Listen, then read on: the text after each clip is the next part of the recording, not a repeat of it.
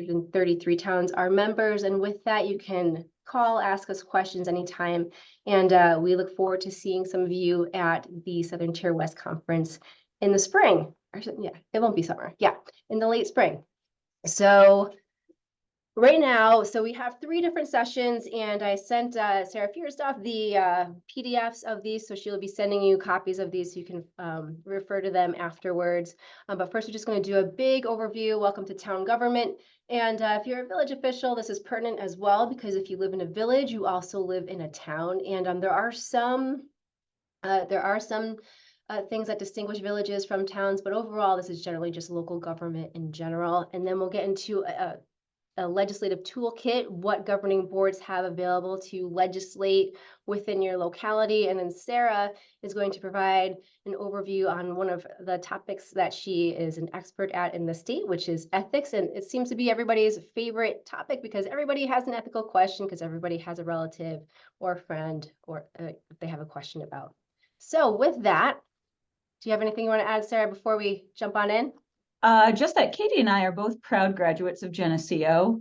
So, I mean, shout out to Southern Tier West, right? We love driving by there, Yes. driving through our old stomping grounds on the way to the spring conference. So, yeah. Sarah, that was 20 years ago, by the way, in like 2 months. So Yep, yep, that was a while ago. Okay, so what are we going to cover today? So first, just an overview of town offices and functions, and then I am going to talk about the Freedom of Information Law, which always comes up if you aren't the records access officer, which if you're the town clerk, you may be, or the village clerk treasurer, but you're not necessarily, that's not necessarily done by the clerk. But if you're not processing these requests, you are likely dealing with them in the sense that you are generating documents whenever you email about a town or village issue. And then Sarah is going to cover the open meetings law, because as a local government official, you are going to be attending meetings as part of your job duties. So lots of things to cover with that. So here we go. One of the main things that towns and villages, local governments do is provide services to your residents. That's why you exist. So with towns, I referenced this a little bit earlier, but you have towns that might just be a town, but then you also have towns that might have villages within the town. So then if that's the case, you're going to have services that are provided either on a town-wide basis, which means it's to all of those residents in the town, including the village residents, or on a part-town basis where you're only applying these services and therefore the charges to those residents in the town that live outside of any village boundaries. And then you also have special districts or improvement districts. So let's say you have a fire protection district, you have a sewer district. Those are a separate taxing entity, usually administered by the town or governing board, unless it's a fire district. But I don't want to get too into the weeds, right, Sarah? But that's another separate entity that the governing board administers and provides as a way to provide services to your residents.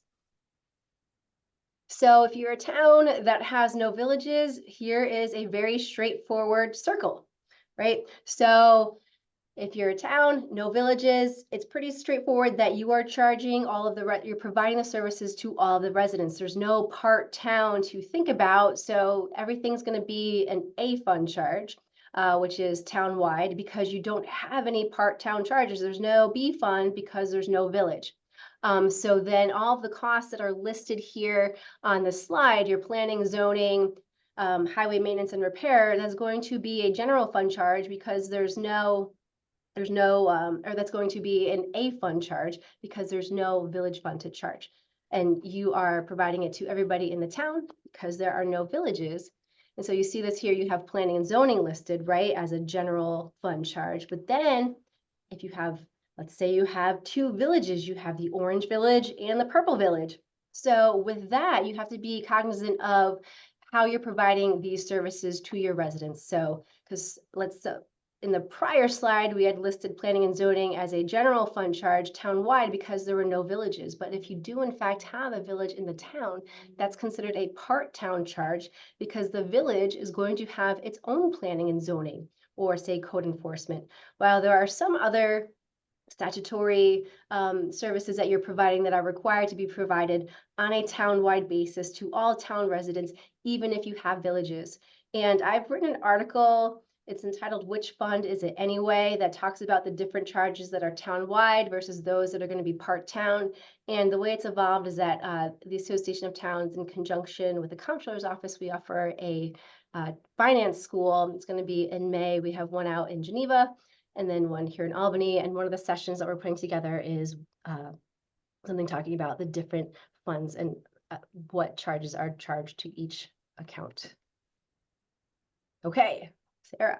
Also, just Katie mentioned the distinct responsibilities that are town outside village versus like village functions. And you can also enter into IMAs, intermunicipal agreements. So it might be like a village function, but you can actually contract with a town for the town to provide those services. So, you know, this is just like the general statutory thing. But the thing about local government is that all of our local governments are so diverse and have their own particular needs. And a lot of these things can be contracted for, contracted among governments. We're just providing like a bird's eye overview. If something is a little bit different in your municipality, you're not doing it wrong necessarily. It's just that there can be these little nuances. Like you might have an IMA and that's why your town is providing X, Y, and Z, or why your village is providing X, Y, and Z instead of what we just talked about. As Katie had mentioned before, there are also district services, special improvement districts, and those are districts, if you think of the circle, those are like little, like the circle that is the town or a circle that is a village, those are little circles within that big circle. And they provide a particular service like water, sewer. Those are the two most common types of improvement district. You can also have garbage districts, ambulance districts. For towns, fire protection is only provided on a district basis.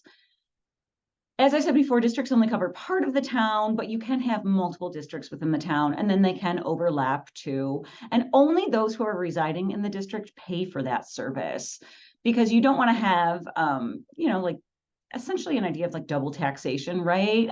That's why you have your DA fund and your DB fund, or your A fund and your B fund if you have a town with a village, because you don't want your residents being double taxed for the same service.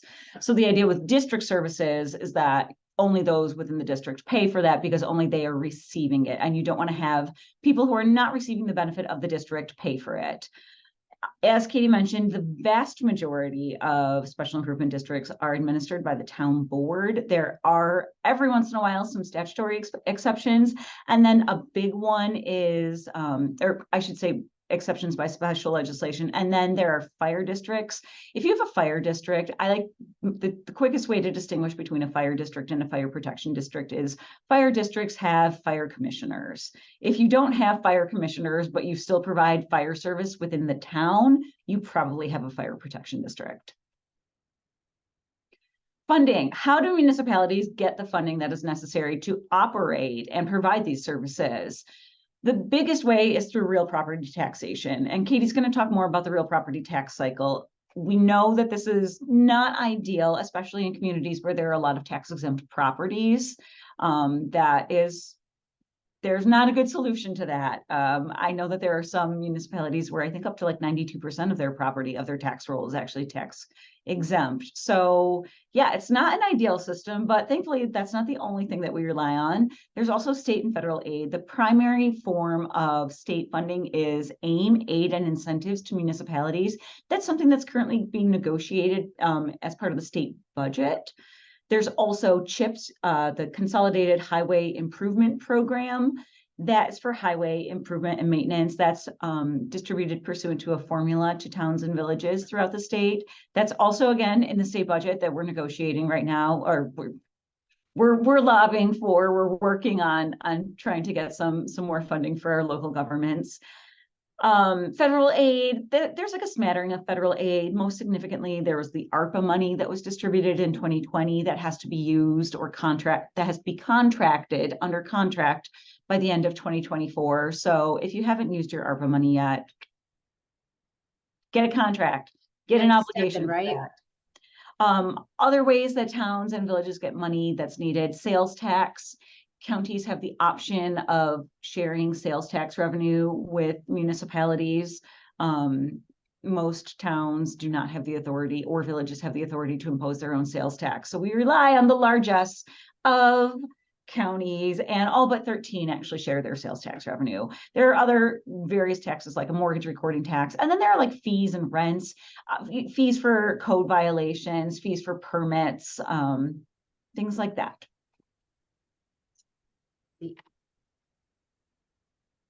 Town positions, and I think you can actually extend this to village positions too. They generally fall under 3 categories: elected officers, appointed officers, and then what you consider your traditional employee. Elected officers are elected. Okay, pretty self-definitional, right? They then you have your appointed officers. Appointed officers differ from elected officers, not just in the form that they get to office, but they serve a term of office. They should generally speaking be a resident of the town. Typical examples are your planning board members or your zoning board of appeal members. Also, deputies would be considered appointed officers. It's sometimes difficult to distinguish a public officer, which would be an elected officer, and an appointed officer between a traditional employee.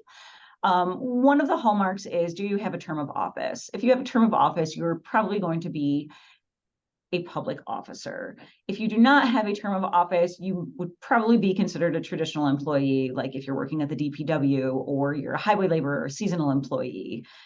There are different rules sometimes that apply depending on your classification. So, for example, it's really difficult to remove an elected officer.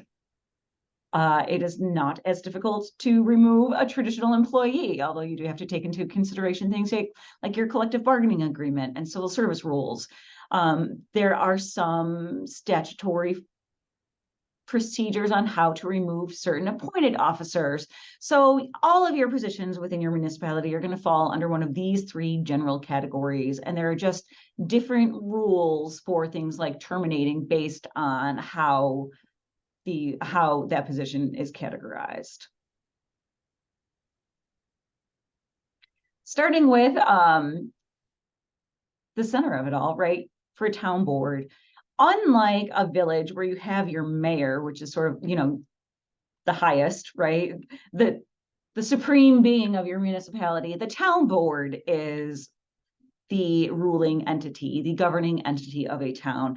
And the town board acts as a body. No one member of the town board has any more or less authority than anybody else. That includes the supervisor. The supervisor is an equal member of the town board. They have additional responsibilities, specifically when it comes to fiscal administration that Katie's going to talk about, but they don't have any more authority. You might hear, oh, the supervisor is the tie-breaking vote. No, that's not true. The town board acts as a body. In order for the town board to get anything done, if you have a 5-member town board, you need 3 board members to vote yes. Other additional responsibilities that a supervisor might have, in addition to some fiscal administration, is a town board can adopt a resolution just delegating some day-to-day administrative stuff to the supervisor. Again, that doesn't give the supervisor the authority to act on their own. It's just they're acting at the direction of the town board to do like day-to-day things just to keep the town functioning, like opening mail, things like that. One of the main responsibilities that the town board has is to act as the legislative body. If you hearken back to grammar school and the division of government, your executive, legislative, and judicial branches, the town board is your legislative branch. You are the ones who are going to adopt your local laws. You're also responsible for just administering town affairs. You control the finances. Maybe some people have heard the phrase, Congress holds the purse strings. Well, the town board holds the purse strings. All right, you control the finances and the budget of the town. You also have general administration over town property. There are some exceptions or some little like wonky rules when it comes to highway department equipment, but overall the town board is responsible for property. The town board is also responsible for authorizing and approving purchases and contracts. You are the ones who generally appoint officers and employees. There are some exceptions to that, like deputies. Deputies are always appointed by the principal. Highway laborers are appointed by the highway superintendent. But it's sort of like when you learn a language and you learn the general rule, and then you learn that there are like 40 exceptions to that rule. That's kind of like local government, right? But the general rule is the town board is the one who has the authority to appoint officers and employees. The town board is the one that sets salaries, and you set policies. So workplace violence policies, sexual harassment policies, vacation policies, when office hours are going to be open, that is all set by the town board. And as I mentioned before, the town board is the one that creates and administers improvement districts. So Sarah, we have a question. So you had just indicated that with a 5-member board, you need a majority of 3 members in order to take any action. So then the question came up, do the majority rules shift at all when you have vacancies on the board? No, 3 is always going to be your magic number, unless there are like every once in a while, there's a statute that requires a supermajority, but you are never going to get anything done. I don't care if you have 2 vacancies on the town board, so you're only a 3 like you only have 3 active members. All 3 of you are going to have to get along and like play well in the sandbox to get anything done. It's not a situation where, let's say you have 2 vacancies and 2 people vote yes and 1 person votes no, then you're like, aha, majority rules. Nope, it is a quorum out of the fully constituted board. So if you have a 5-member board, 3 is going to be your magic number. Always 3, yes. 3, 3, 3, never anything less. Here's a great number. You know, I like odd numbers too. I know. Okay. So turning to fiscal administration, this is also a duty of the town board. So the town board, as Sarah indicated, need a majority to take any action. So when you designate it, you have to designate a bank or depository. It can't be a credit union at this point in time. It has to be a bank just for FDIC and collateralization purposes. But the town board designates the town bank, and that's where all the town monies will go. And then, and along the same lines, you're going to adopt your investment policy pursuant to General Municipal Law, Section 11. It explicitly sets forth the sort of securities or investments that the town can invest monies that are not immediately needed for expenditure. So perhaps you have a lot of fund balance or excess money sitting in the bank. You can invest that, but it does have to be pursuant in accordance with the investment policy that the board has adopted that aligns with the requirements set forth in the law. And if you're looking for any sample policies, we do have those available. So you could just send an email to info@nytowns.org for any of the policies that we're talking about. The town board is also responsible for adopting the budget. Now we could talk about the budget for hours. We're not going We have done that. We're not going to do that tonight. But since this is a newly elected, if you're newly elected, you are likely administering and dealing with a budget that you did not have a part in, since it has to be adopted by November for most towns.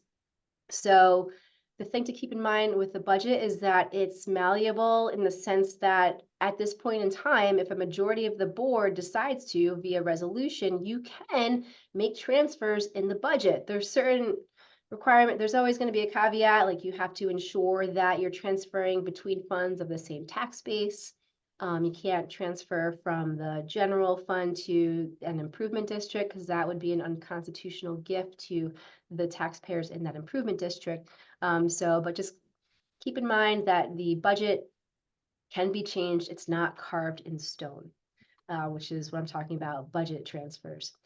The town board also approves all contracts and expenditures, and then you can give, so we like to talk about efficiency and economy. So you have certain officers and employees that as a part of their job duties might have to make purchases, and they don't really have the ability to go to the town board every time to get permission to go to Home Depot to purchase something for $50, right?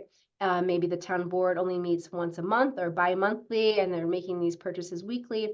So the board can adopt a policy saying that the highway superintendent is authorized to make a purchase of up to $500 with that audit, and then the board would then audit that claim after the fact. So you're giving that express permission beforehand, because generally only purchases can only be made after the board has approved the claim. So that's something that one of the fiscal roles of the town board. And then, as Sarah said, the supervisor is a member of the town board with additional fiscal duties. So you are the town supervisor and you are the chief fiscal officer of the town, which means that by default, you are the budget officer. And if you are the budget officer, you would get a separate line item for that as a part of your salary. But you don't have to be the budget officer. So if you don't want to be, the supervisor alone appoints somebody else to serve as the budget officer. It just can't be a member of the town board. And we're not going to get into the specific roles of the budget officer, but just keep in mind that the default it's going to be the supervisor, but they alone can appoint somebody else. So the town board essentially tells the supervisor what to do with the town funds. So the town board approves the contract, the supervisor is going to execute that contract. You are required as a supervisor to keep accurate books. I'm not going to make my bad joke. And then generally speaking, the town board makes appointments, but the supervisor does have his or her own specific appointments, being the deputy supervisor, the historian, and your confidential secretary and or bookkeeper if either of those positions exist. So one of my favorite things to talk about, and I'm not being facetious, is real property taxes. So although local government taxes, town taxes are generally one of the lowest property taxes that you're going to encounter when you're paying. If you look at your own tax bills that you're paying, generally speaking, they maybe constitute what, 10, 20% or 10% versus county, which is a little higher in most cases. And then your school tax bill is where the big money is at. But a lot of towns still do have to levy a real property tax. You get 50% of your revenue from those taxes. So it's February 29th, which means tomorrow is taxable status day. So what does that mean? The assessor is going to look to the condition of the properties in your town as of tomorrow, because you have to pick a date certain. So March 1st for most towns. And they determine the value at that point. The assessor then files the tentative assessment roll in the clerk's office, and then your taxpayers have the ability to go in and review what their proposed or what their tentative assessment is. And they have the ability to grieve that assessment with the Board of Assessment Review. That's generally the fourth Tuesday in May. So then the Board of Assessment Review hears those claims from the property owners, makes their findings, and then the assessment roll is finalized on July 1st. So from that point, the budget officer is going to work with all the department heads in the town to develop the budget, and the town board puts the final budget together. It's adopted by November. So again, this is a bird's eye overview. I'm kind of glossing over, but just you submit the budget to the county then delivers the warrant and levies the taxes. They become attached to the property as on January 1st of the following year. And then your collecting officer is collecting taxes. So today is the last day for the 2% penalty, or is it 1%? And then they shift into a new penalty cycle tomorrow. So assessing, I was just talking about the role of the assessor, and generally speaking, most towns have a sole appointed assessor. And if that's the case, they have a 6-year term of office that runs concurrently throughout the state. So the last term began in September of 2019 and runs through September of 2025. And we're getting this question a lot: is our assessor isn't doing their job, and how do we get rid of them? And the short answer is you really can't. And it's difficult because it's an important technical job. They're essentially setting the value of the property that determines the taxes your residents are going to be paying to fund the town. So you need an assessor that knows what they're doing, that's skilled. We work frequently with the New York State Assessors Association, so they're a great resource if your assessor needs assistance. But the law was modified. You used to be able to remove an assessor for cause after a hearing, and that's no longer the case. Basically, the only way to get rid of a currently appointed assessor is to enter into a coordinated assessment program agreement with another town or locality. If you do that, you could then work with them to use their assessor, and that would truncate the term of the one that's currently serving. So hopefully you don't have that issue, and that you have an assessor that works well with the town. And that's all I have to say about the assessor, right?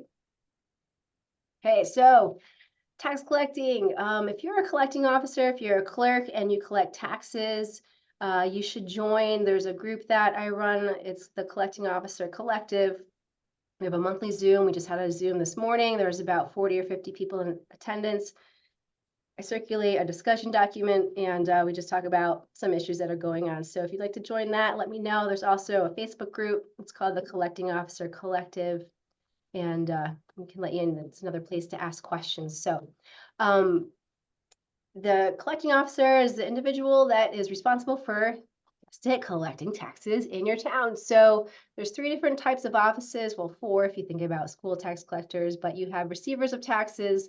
They collect both town and county taxes, and then by default, they also collect school taxes unless there's an agreement with the school to the contrary. And that's for towns of the first class. Towns of the second class have tax collectors. Many of them have clerks that are acting as collecting officers. About 70% of clerks collect taxes, so that's more than likely the case. So if you're not a collecting officer, or if you are, the most important thing to think about is that only the collecting officer, his or her deputies, and individuals that report to them have the ability to collect taxes. Anyone else that's collecting taxes as a favor or because the collecting officer isn't there, you're acting outside the scope of the warrant. So if that money goes missing by accident or whatever, you're not going to be covered by the town's undertaking or insurance policy. You could be personally liable. This came up recently where the collecting officer had the nerve to go home at 5 o'clock and there was a town board meeting. So a resident came and to pay their taxes at 7:30, let's say, I think it was. And the board member said, oh, I'll take your tax. I'll take your payment. Don't do that. Don't do that. You're going to run into problems. Okay, Sarah.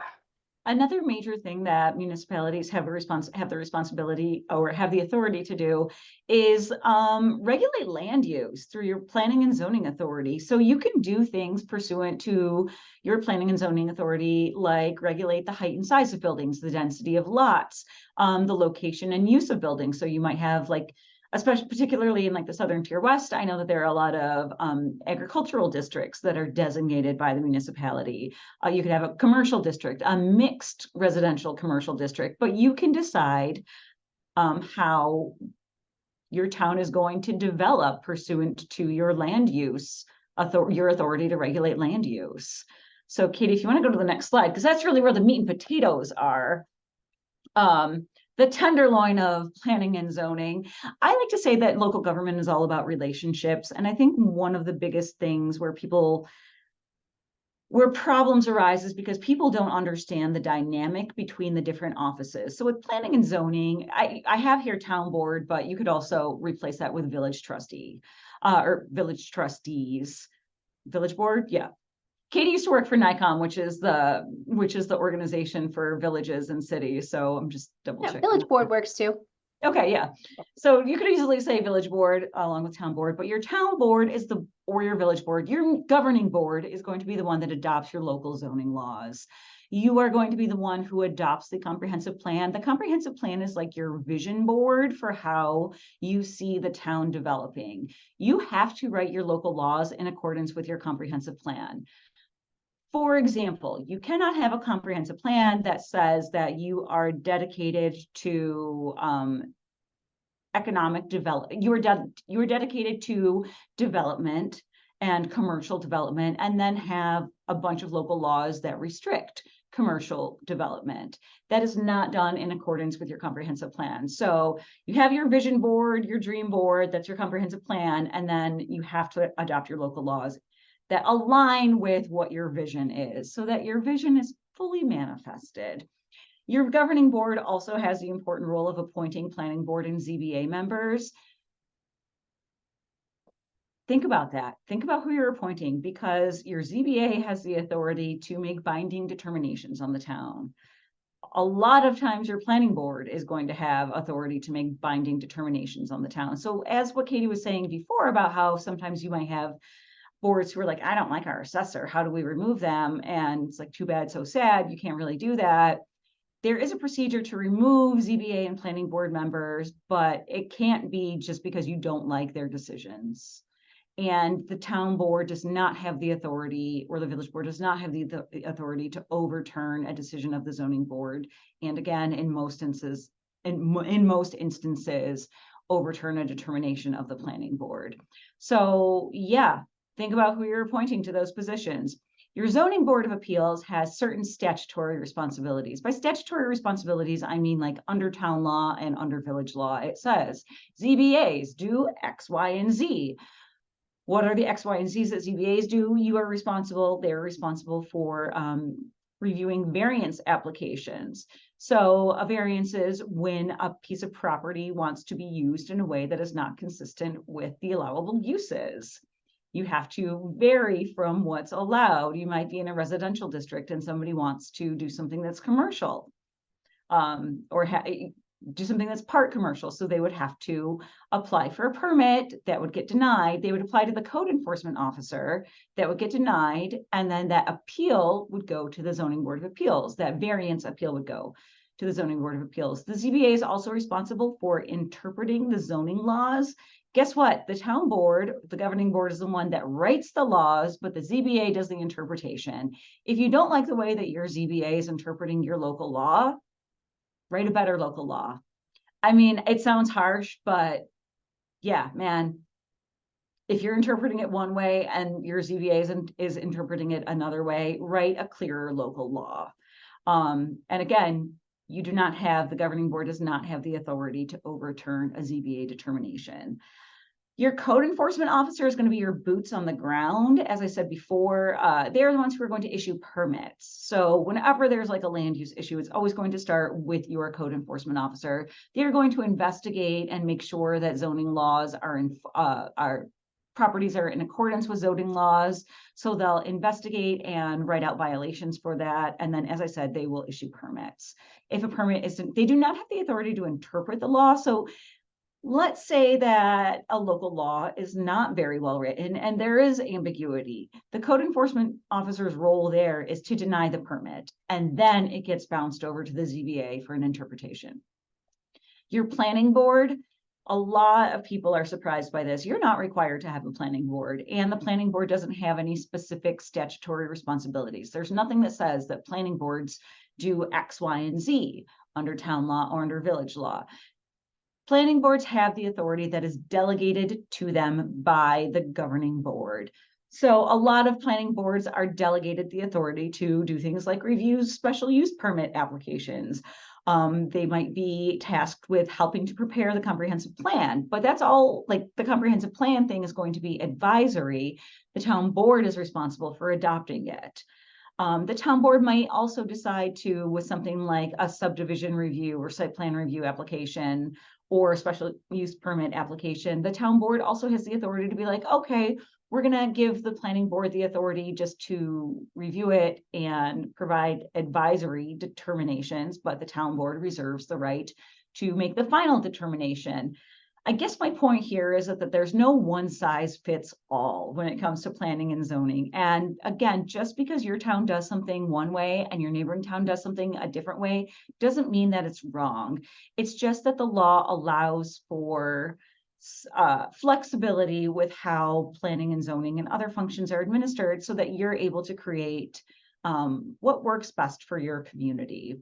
And yeah, I mean, like, we've taught courses before on like the different relationships between these, and we could go on for hours about this, but yeah, if you have a question about like, well, why is this happening? It might just be because there's a different, we're all in a dance. All local government officials are in a dance together, and you might just be out of step with somebody else and not know. I like that analogy. Thank you. But yeah, as you said, the flexibility is great because each locality is different. Even your villages within the town, it's going to be different and have different needs. Yeah, you have different priorities, different needs. Yeah. Highway administration is a major function of towns. And I am going to talk about this in terms of towns because I know that villages have DPWs. So your highway superintendent is the head honcho when it comes to highway administration. Most towns have an elected highway superintendent. A very small minority have an appointed highway superintendent. A vast majority are elected.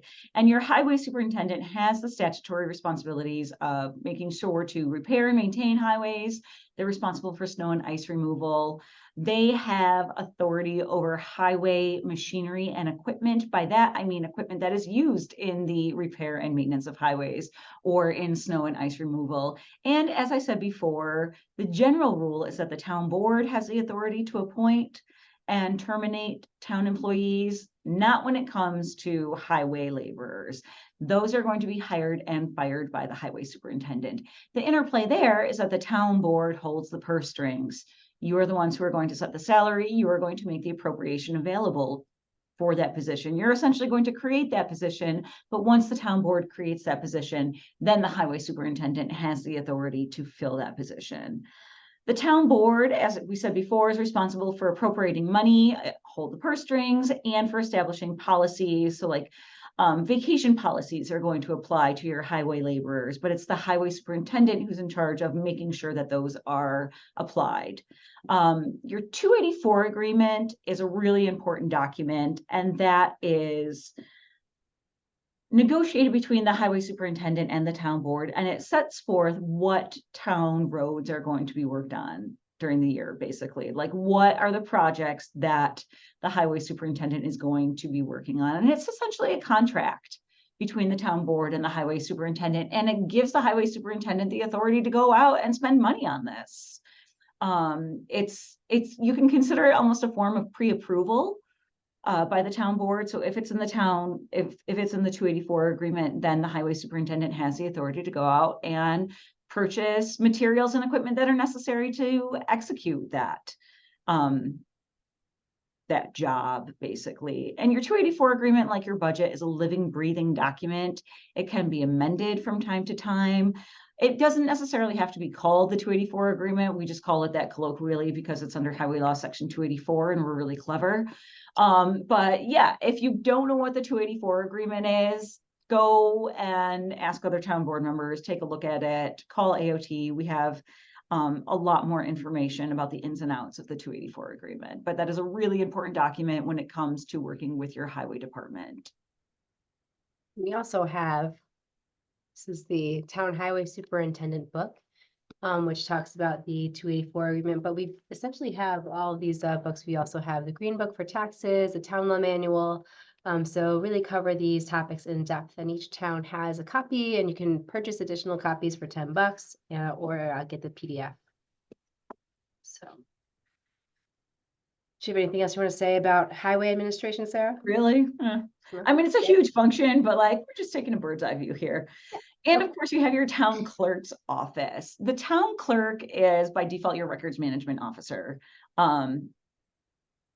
And the town clerk's office acts as the repository for all town documents and records. So the town clerk has custody over town records that are not needed by other town departments for the administration of their business. The town clerk also is statutorily responsible for taking the minutes of town board meetings, for doing certain filings with local laws, providing notice. The town clerk is the department head of the town clerk's office. So if they have deputies or other employees in the town clerk's office, they are responsible for administering the employment policies. And all of those documents, local laws, minutes, those all get filed with the town clerk. As I said before, the town clerk is also the records management officer. So they're responsible for administering and dealing with FOIL requests, which Katie is going to get into. The town clerk also, I don't mean to just sort of gloss over the town clerk's role, because they do serve a really significant function in the town. We have, Katie mentioned the manuals. There's the town clerk's manual is fairly substantial. There are so many different pots that the town clerk has their hands in. It's difficult to really get into it.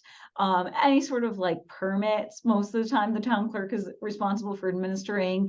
Vital records is a big responsibility of the town clerk. So marriage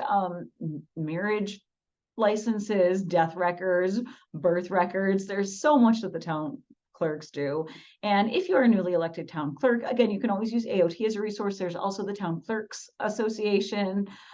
They're really fantastic. They're a really fun group, and we always present at their annual meeting that's in April. Coming up in April, yeah. Yeah. Yeah. So if you're a newly elected town clerk, hit up AOT, of course, but the Town Clerks Association is a really wonderful resource that's specific to town clerks. But to segue into the Freedom of Information Law and FOIL, again, the town clerk acts as the records management officer. You can also be appointed as the records access officer under FOIL, and Katie is going to talk about that. Right, here we go. So FOIL, so this is the Freedom of Information Law. You might have seen it as FOIA, FOIA. That's at the federal level, the Freedom of Information Act. So this governs all local government, or all government records. And so this Freedom of Information Law falls under Public Officers Law. That's the POL. And so there's a specific article that deals specifically with records. And it's a very broad definition. And any record produced by, with, or for a town. It can be electronic or physical. So what this means is if you are emailing from your personal email address, but you're talking about town business, that automatically becomes a record that's subject to FOIL and subject to disclosure. If you are texting about town business, could that text become a record? Sure, why not? So generally speaking, you're not going to want to be texting about town business because you don't want to open up your phone to being foiled, right? You have to create, the clerk would have to then generate the record. So a record isn't just typically what you think of. It can be electronic. If you're communicating about town business in a physical or electronic form, it's going to be a record encompassed within the Freedom of Information Law. And sorry, just to be really clear, when we're talking about FOIL, I know we're saying town a lot, but that's just because it's the currency in which we deal. FOIL applies, all of this applies equally to villages. Yes, yep. So everybody, villages, counties, cities. What's that? Did you go like that because you heard something? Yeah, I hear the okay. We're in the office, it's dark out, and I was like, what is that? It's our cleaning. It's the cleaning people. Okay, never mind. Paranoia. They're here. So as I'm saying that if you're emailing, if anything's related to town business, guess what? It's a record. That's because there's a presumption that all records are going to be subject to disclosure. So let's say here I have my slide printed out. This talked about town business and I was a government official. This would be subject to disclosure. And some portions of it might be redacted, but it would still be subject to disclosure. It's just whether one of the exceptions to the Freedom of Information Law apply. And if there is something that could be redacted, the clerk or the records access officer would strike through that information so that you can't see it, but the rest of the record has to be provided. So as Sarah said, there's always going to be exceptions to every rule. So the same thing applies to the Freedom of Information Law. So we're not going to go into all of the exceptions. If you are bored or you really want to learn more about FOIL, if you just Google Public Officers Law Section 87, it's going to have a list of all of the exceptions. And once you're a seasoned public officer, you might be able to just rattle these off like the back of your hand. It's a weird phrase. Just some of the exceptions are state or federal law exempts it. So let's say, for example, it's a document that your attorney provided for the town board. That's protected by the attorney-client privilege. And your social security numbers, that's going to be protected under Public Officers Law Section 96-A. You also are not required to disclose any information that would impair present or imminent contract awards that are going on with the town or impact collective bargaining agreement negotiations. So let's say it's getting heated at the negotiating table, so the other party, or let's say the bargaining unit foils for certain records, but that would impair your negotiation, you would be able to redact that information from the documents. You also can withhold interagency, so between town governments or intra. So let's say your rec department sent a record to the clerk's office. So you can withhold these documents that are not statistical or factual tabulations of data, because that's subjective. Instructions to the staff that affect the public, that are not final agency policy or determinations, or external audits, including those that are performed by the comptroller. So as you know, or as you maybe you don't know, since you're newly elected, the Office of the State Comptroller is charged with auditing all local governments in the state. And that includes fire districts, that includes towns, cities, villages, schools. So they will go around and conduct pretty intensive and thorough audits, and they always have to find something that's wrong. And you'll find a list of what the local government could be doing better. These are not subject to, they're not exempt from FOIL disclosure. It's a weird like double negative thing there where it's like, basically that list of things are things that are foilable. Yeah, exactly. But if it's just like a memo, like if I were writing a memo to Katie that's like, hey, what do you think about X, Y, and Z? That's not data or statistical or factual tabulation of data. It's not any of those. Those are the things that are foilable. Mhm. I hate the double negative there. Anyway, I think I try not to think too hard about it because then I overthink it. yeah. So you are able to redact anything that constitutes an unwarranted invasion of personal privacy. And I think that this is what your records access officer is going to encounter the most when they are responding to FOIL requests. So you might have certain individuals that seek a list of names and addresses. This came up recently where it was submitted, the town had a county youth, or no, not county, a CYO, a youth basketball league. I don't know what it stands for. But anyway, so and then an individual submitted a list. They wanted a list of the kids' names and the parents' names, really, because they wanted to create their own basketball league. And you can't do that. And because oftentimes it's going to you can't do that if it's going to be for solicitation purposes. So you do not have to disclose any lists if it's for purposes of solicitation or they want to sell something. So if you are in fact providing the list, you should require this requester to certify, bolded it because it's important, that they will not use the information for soliciting or fundraising purposes. So that's just a little brief overview of FOIL. So now there are specific statutory timeframes to keep in mind when responding to FOIL requests, and just ensure that your records access officer is complying, because people have and will file suit and sue the town for failing to comply with the request. There is an amendment to the law fairly recently, within the last decade, where now if you are blatantly violating the Freedom of Information law and someone sues as a result, they could be awarded attorney's fees. So now there's almost, I don't want to say there's an incentive to file suit, but you want to comply with these timelines. So within 5 business days of receiving a FOIL request, so your locality should have a form or some way to request records. And once your records access officer receives that request, they have to respond within 5 business days with one of these 3 options. They either provide the record, deny the request in writing, including the reason for the denial, maybe the record doesn't exist, or acknowledge that you've received the request and you're going to give them a reasonable time frame for when you can actually respond. So if you don't comply, if you're not fulfilling this request within 20 business days from when it's been acknowledged, you have to provide in writing. So let's say you acknowledge within the 5 days. So then 20 days later, you have to either fulfill the request. So we're operating on a 25-day time frame. If you can't fulfill it, you have to provide an explanation as to why you were unable to fulfill the request within this time frame, and then give them a date certain.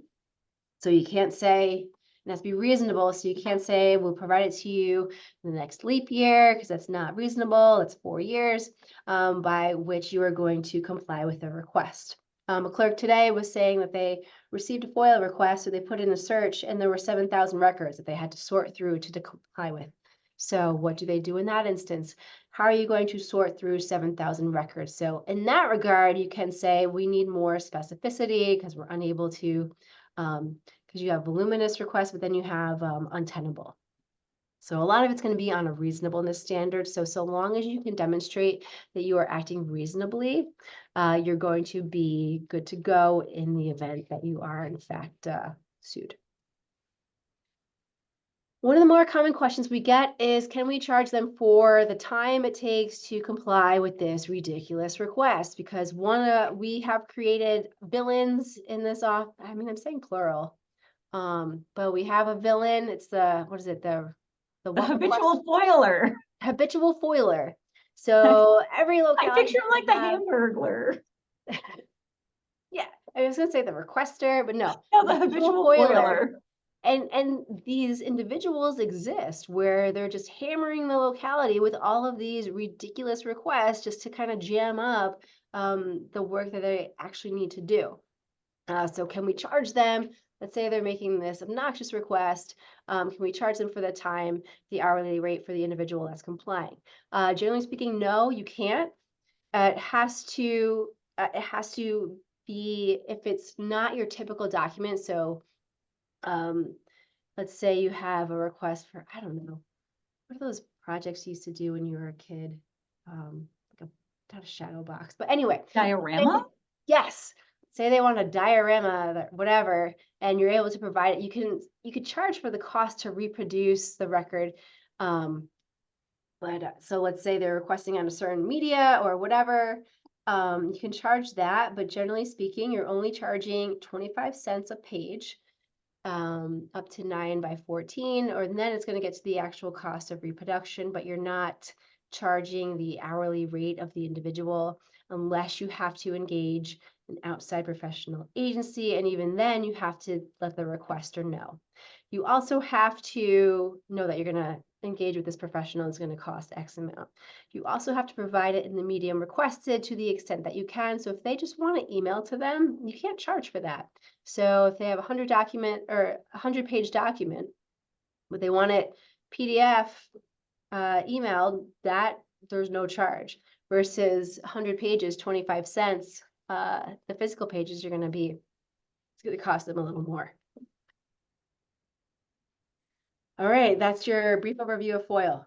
All right, I think we got it. Sarah. So also, we don't expect you to walk away from this being experts in things like FOIL or open meetings law. It's just we want to give you a taste of things that you need to consider, right? This is just entering into the wild world of local government. Open meetings law is talked about in tandem with FOIL because they're both sunshine laws, right? The idea is that transparency is I don't know if anybody's ever heard the phrase like sunshine is the best form of disinfectant. So the idea is that the more transparent local government is, or government is, the better it's going to operate, the less opportunity there is for corruption. And open meetings law is kind of like the sister law to FOIL. And meetings are subject, open meetings law basically just says that meetings need to be open to the public. So meetings is a term of art under open meetings law. Open meetings law, by the way, is housed under public officers law. So if you go and are looking for something that says like open meetings law section, blah, blah, blah, blah, blah, you're not going to find it. It's actually public officers law, but we all just call it open meetings law. So if anybody's ever confused by that and you're like, where does this say this? It's going to be in public officers law. So meetings are subject to OML. A meeting is defined as a quorum, aka a majority of a public body that is convened to conduct town business. A public body means a town board, a ZBA, a planning board, a village board. Advisory committees that have no ability to bind towns are not considered public bodies unless it's carrying out a critical government function, aka the board is referenced in statute. So for example, towns are not required to have ethics boards, but you have the option of creating one. under statute, under GML Article 18, because GML Article 18 specifically references ethics boards and has a whole process and a whole bunch of rules that apply to ethics boards. It's going to be considered a critical government function. So your ethics board would be subject to open meetings law. And again, the default is meetings are open to the public. The public has the right to observe. We have a picture of a rose here because a rose by any other name would smell as sweet. I don't care if you call it a workshop, if you're just having an agenda session, a special meeting, a regular meeting. I don't care what you call it. I do care if you have a quorum of the board present to discuss town business, to discuss municipal business. Sometimes people think that they can get away and not have to open up their meetings to the public because they're like, no, we're just having a workshop. We don't intend on taking any action. Don't care. Action is not, the intention to take action is not what triggers open meetings law. Just having a majority of the board there with the purpose of like talking about dealing with any sort of municipal business, that is what triggers open meetings law.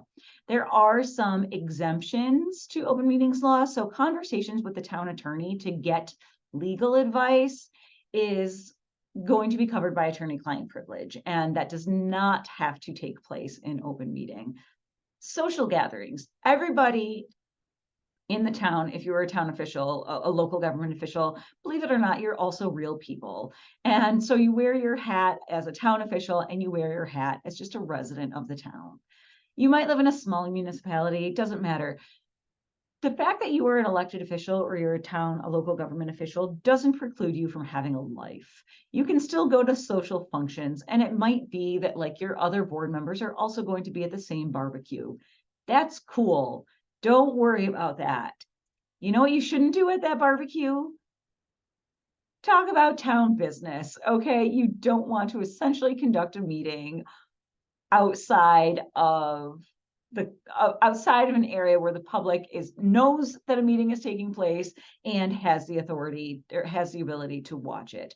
Also, like training events. So if you've gone to if a majority of your board is here tonight, if you've gone to one of AOT's conferences or NICOM's conferences and the majority of your board is there, that is not considered a meeting. But again, don't talk about town business while you're there.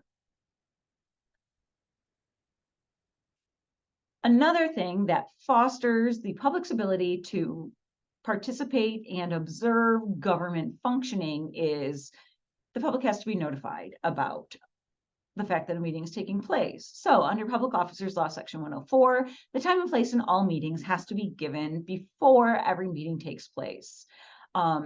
There are specific provisions applicable to video conferencing and when you are allowed to video conference. I'm not going to get into that really. Just know that it requires a local law and a policy that allows members to video conference in under extraordinary circumstances like sickness, things like that. If you want more information on that, shoot us an email.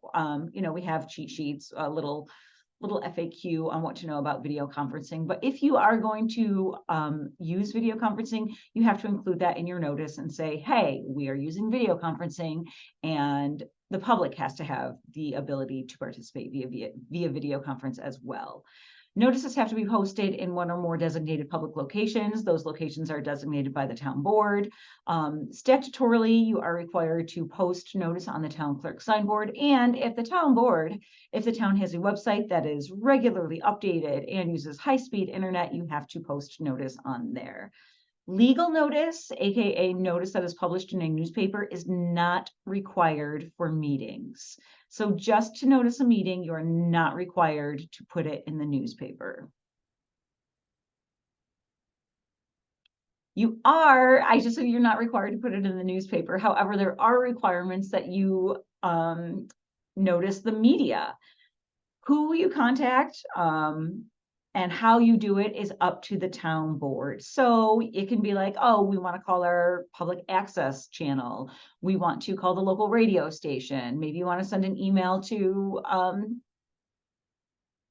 maybe there's a a daily circular, like an unpaid bee, like a local bee. Maybe you want to post notice in there, you can do that.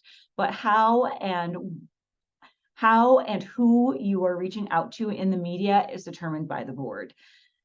If the meeting is scheduled at least 1 week in advance, you have to give notice to the public and the news media at least 72 hours before the meeting takes place. If a meeting is scheduled less than a week in advance, you are supposed to give notice to the public and news media to the extent practicable at a time reasonable before the meeting. You cannot use late scheduling as an attempt to thwart the public's ability to participate in the meeting. All right. So you can't be like, well, it's reasonable for us to hold a meeting in 5 minutes. So we're just going to do that. And then be like, okay, well, this is scheduled less than a week in advance. So I don't know, maybe just like tweet about it. We'll just put out a tweet, or we'll just put a post on our Facebook page that we're holding this meeting. No, it's always couched in the terms of reasonableness and to the extent practicable. So ideally, you're going to have your meetings scheduled in advance, but if it's less than a week in advance, you just have to give notice to the public and the news media to the extent practicable at a time reasonable before the meeting.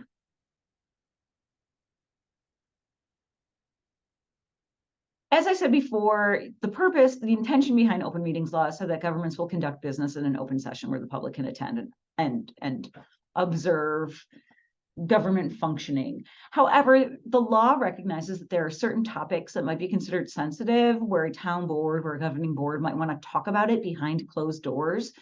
In that case, the law allows for the board to go into what's referred to as executive session.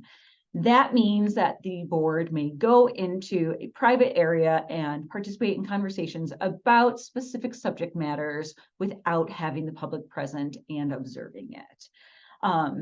You have to be in an open session and make a motion to go into executive session. You can't just be like, oh, okay, well, we're going to hold this meeting and it's going to be an executive session, so we don't have to notice it. Even if you anticipate your entire meeting is going to take place in executive session, you have to notice an open meeting. All right, you have to put out notify the news media and the public that you're having this meeting. And then, you might open the meeting. Somebody makes a motion that says, I move to go into executive session to discuss X, Y, and Z. Motion gets seconded. You vote on it, you go into executive session. But the critical thing with executive session is that you can't just like automatically enter into it. It's kind of like having a little like hallway that you have to pass through before you get into the main room. All right. You have to go through the hallway of open meetings to get to executive session. You can't just enter right into executive session, or you just can't have you need to make a motion from an open meeting to go into executive session. If you want to move on to the next slide, some of the more common topics that are appropriate for executive session include items that would imperil public safety if they're disclosed, proposed pending or current litigation, any discussions on collective bargaining negotiations. A lot of times people refer to this exception as the personnel exception. That's not the statutory language that is used. Public officers law specifically refers to it as the medical, financial, credit, or employment history of a particular person or corporation, or items relating to an appointment, promotion, demotion, discipline, or removal. Your motion to move into executive session has to be somewhat particular. You can't just say, I move to go into executive session to discuss a personnel matter. You might want to, but you also don't have to say, I want to go into executive session to talk about firing Katie. You can say, I move to go into executive session to discuss the potential disciplinary action against an employee. You don't have to give the name, but you have to give a little bit more than I want to talk about a personnel matter. Also, topics that are appropriate for executive session include the acquisition of, the lease or sale of real property or securities, when having that information be publicly known would substantially affect the value. So you might want to purchase a piece of property and you don't want to tip your hand about how much you're willing to pay for it. Okay, you don't want to be outbid. So public officers law allows you to talk about things like that in executive session. But again, critical to executive session is that you have to be in an open meeting and then go into executive session. I like that metaphor. Thank you. I just came up with it. Good stuff. Little ante room. Yeah. There are OML exemptions. These are things that are not required. So executive session, again, is different than an exemption. Executive session, again, you start in open meetings, go into executive session. And an OML exemption is you don't have to worry about OML at all. OML just doesn't apply. Things like a political caucus is not considered a meeting and is an exemption from OML. Anything deemed confidential by law, that's where you have your attorney-client privilege come into play. And quasi-judicial proceedings or judicial proceedings. There are judicial proceedings that are allowed, like your town court is not going to be considered a meeting for the purposes of open meetings law. So yeah, the political caucus thing too, even if your board is all of the same political party, you can still participate in political caucuses. What you don't want to do is deliberate on town business in political caucus. You want to talk about matters that are important to the party, that influence the party, but you don't want to have the deliberative process of town governance or local governance take place in political caucus and use that as an excuse. All right, political caucuses should be used to talk about matters that are important to the political party, not to deliberate on local government matters.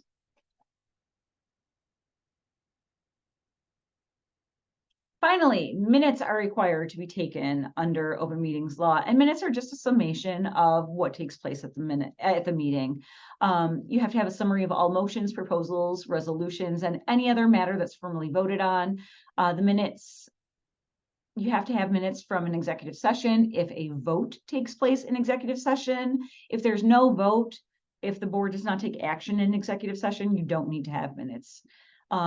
Minutes have to be made available within 2 weeks of an open meeting and 1 week of an executive session. And taking minutes is the statutory responsibility of the town clerk. If you go into executive session and you don't want the town clerk present, then you just have to designate somebody else in the executive session to take minutes.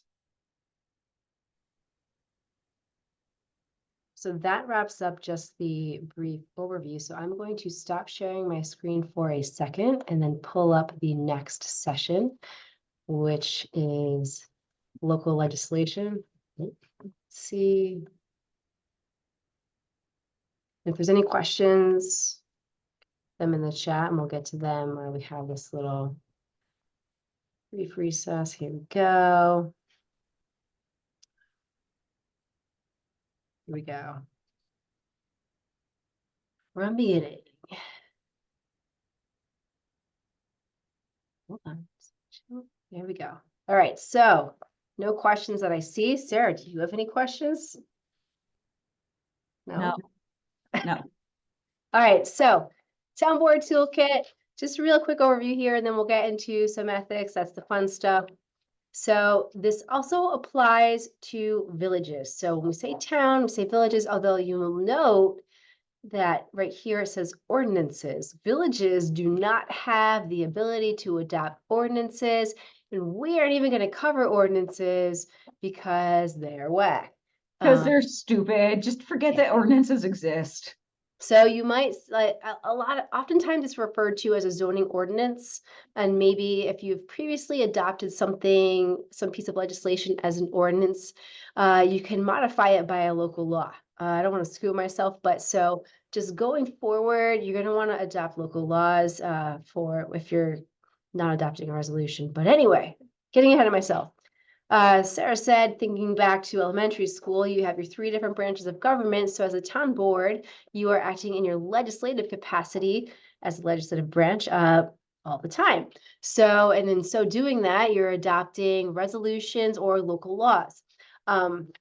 So during these newly elected sessions, we often get into well, what is a motion versus a resolution? And what if we call it a motion? Is that okay?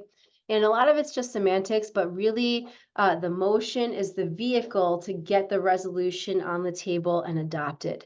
But so Councilperson A makes a motion to discuss resolution X, and Councilperson B seconds the motion, you discuss it, and then you adopt. They move to adopt this resolution. So move, blah, blah, blah. But if you call a resolution a motion, it's okay. The sky's not going to fall down. So resolutions are basic. You just need a majority of the board to adopt them. And this is your workhouse legislative tool, routine actions. So for any of your legislative acts, your quasi legislative, or an administrative act. So what are we talking about? Making appointments. It's going to be via resolution, approving contracts, expressing praise or mourning. Town boards can do that. Approving claims. So someone went out and you have to approve a cost, an expenditure. You're setting dates for public hearings and your meetings via resolution. Rules of procedure. So localities can and should have rules of procedure that govern your board meetings, and they shouldn't be Robert's Rules of Order, because Robert's Rules was developed for larger parliamentary bodies, so hundreds of members. It's not necessary for a 5-person board. So you have the ability to adopt your own rules of procedure that seek the unique needs of your locality. But you would establish those rules via adopting a resolution, setting salaries, any financial transactions, so appropriating funds. That's all by resolution. Also, just to rant about Robert's rules again, because I cannot tell you how many times we get this question about like, oh, well, under Robert's rules, you have to do this.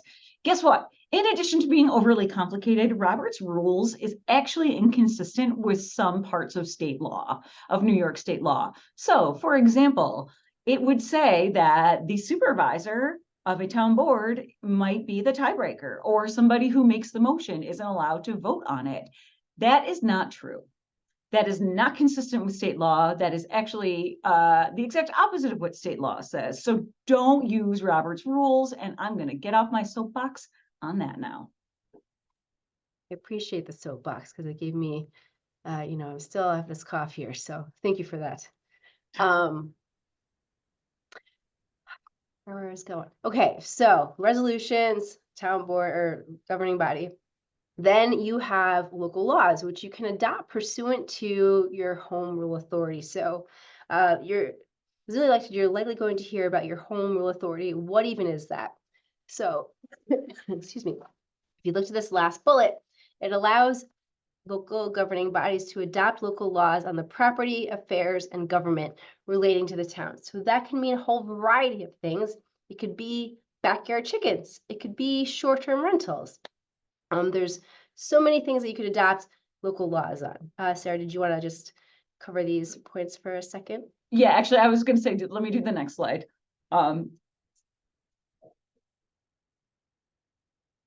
Okay, so pursuant to your home rule authority, again, that's what really gives you the authority to adopt any sort of local law. You have a lot of flexibility with your home rule authority, but you cannot adopt any local law that is there are some limitations on what you're allowed to adopt local laws on. So you are not allowed to adopt local laws that are inconsistent with state law, deal with a matter of state concern, or cover an area that is preempted by the state.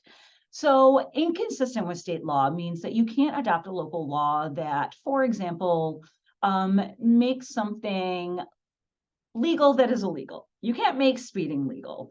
You can't raise the competitive bidding thresholds that are in general municipal law section 103. Yeah, you can adopt local laws on local things, but you can't do anything that is inconsistent with state law. Dealing with a matter of state concern, that's sometimes that's a really difficult thing to identify, and I don't want people to get too hung up on that. Just know that what is a matter of state concern is litigated often. I wouldn't say often, but it is litigated, and sometimes it can be difficult to identify. I'm going to use an example that Katie loves because it deals with taxi cab medallions. And I don't think I was that bad. So I'm from Buffalo. I'm originally from Buffalo, and allegedly I talk with a flat A sometimes. And There's no apparently, allegedly about it. yeah, apparently in some conferences, when I talk about this case, I say like taxi cab medallion. The Buffalo comes out. It really Yeah. brings it out. So we And then when appreciate we were at newly elected official school in Rochester, somebody was like, you let that A sit out there for a year. But yeah, anyway, there's this case that deals with taxi cab medallions in New York City. And the Court of Appeals, the highest court in New York State, said, hey, we think that taxi cab medallions are a matter of state concern because, wait for it, people from all over New York State go to New York City and take taxis. So I'm just bringing that up to say what's a matter of state concern is not always obvious. And a lot of times it's just a result of litigation. Anything that is preempted by the state, there are two forms of preemption. There's express preemption, and then there's implied preemption. Express preemption is when the state explicitly says, hey, local governments, you are not allowed to adopt a local law on this. A perfect example of that is cannabis. You are allowed to adopt local laws that regulate the time, place, manner of retail and on-site consumption establishments, but you are otherwise expressly preempted from doing anything else. Implicit preemption is when the state has created a regulatory scheme that is so comprehensive and regulates things from soup to nuts that nobody could possibly imagine that they meant to not preempt something. So those are three areas where you may not adopt local laws. Right. So thank you, Sarah. Sure. Okay. So turning to the procedure to adopt local law. So there's a lot of font, a lot of words on this, and this was originally all on one slide. I broke it down into two. So there's a specific procedure to follow to both introduce, age, and then adopt a local law. So the aging requirement means that a certain amount of time has to elapse from the date the local law is introduced to the date that the board can vote to adopt the local law. And there's two ways to introduce a local law, and each way will have a different aging requirement. So on the desks, which means you're either literally handing it to the person, to the board member, or you're sending it via electronic Dropbox, not email. That is a 7-day aging requirement exclusive of Sundays. Then you have by the mail. So you're sending it via UPS or sending it via email. That's a 10-day aging requirement exclusive of Sundays from the date that it is mailed. But in order to introduce a local law via email, you have to comply with these 3 bullets, that it has to be in a PDF format. Each governing body member's email address has to be listed and available. And the board has to have unanimously adopted a resolution authorizing introduction via email. And once the resolution is adopted, you don't have to reintroduce it and adopt it every year. It's going to be in effect until you rescind it. So you can introduce local laws via email if these 3 requirements have been complied with. So you introduce the local law, and you have a 7 or 10-day aging requirement that has to pass by until you can vote on it, depending upon how you introduced it. At the same time, you have to schedule a public hearing. You are required to have a public hearing before you can adopt a local law. The public has to be heard. This is in contrast to your general town village board meetings, where you do not have to open up the floor to the public unless you decide to. With local laws and public hearings, you have to give the public the opportunity to be heard. And this is also a great place where having rules of procedure governing public comment would be helpful, so that you could say, hey, can only have the floor for 5 minutes or 3 minutes and keep it on task, because you don't have to be there all night. So notice, the public has to be aware that they can attend this. So you have to publish notice at least 5 days in advance of the date of the public hearing in your official newspaper. And if there isn't an official newspaper, then a newspaper of general circulation throughout the locality, and also on the clerk's signboard. So say you've done all of this, you then still have if you've complied with the aging requirement, so the 7 or 10, because you have these 2 concurrent timeframes happening, right? The 5 days of the public hearing notice, and then the 7 to 10-day aging requirement. If both of these have elapsed, the board can then vote on the local law so long as there have been no substantive changes made to the law. Then you'd have to renotice it so the public has, they're like, oh, well, they made all these changes. So we have to actually know what they are voting on. So you can't make all these changes and sort of subvert the process that way. So you vote on it, you approve it. After it's approved, the town clerk has to file it with the Secretary of State. It's within 20 days of the local law being adopted. What happens if you don't file it with the Secretary of State? Well, then it's not effective, and that's a problem. And that's actually come up at least twice that I could think of in the last year where a town's like, oh, shoot, we didn't file this local law and we've been operating as though we did. What do we do now? It's like, well, let's avoid this going forward.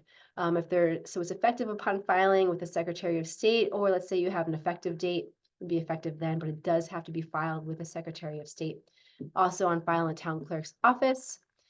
And some local laws are subject to referendum requirements, meaning that if it's permissive, if a petition is filed, it has to be put to the voters before it's approved. If it's a mandatory referendum, it's not effective until you put it before the voters. But this is there has to be a statute there has to be a law authorizing either the permissive or the mandatory referendum. The town can't say, you know what, this is a controversial issue, so we just want to put it to the voters to see if they want to approve it. That's what the board was elected to do. So there's only very specific instances where these referendum requirements would be triggered.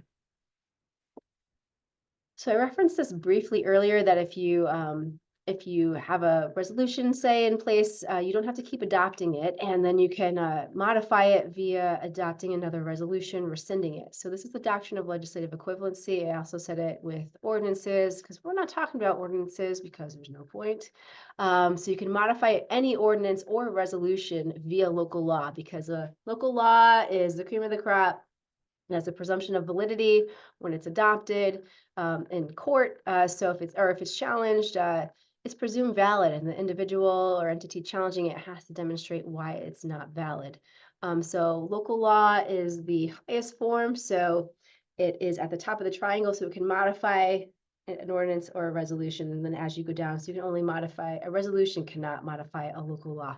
So that's likely the context where you're going to see this the most. You adopted a local law, you want to make some changes, so can we adopt a resolution changing it? No, you need another local law, and you have to go through that process that we just discussed with the procedure. I think that is it for our local law situation. Do you have any questions on that? And look, Sarah, we're right on schedule, so we're going to pull up ethics. So let's go back to, oh, Sarah, yeah. Got it.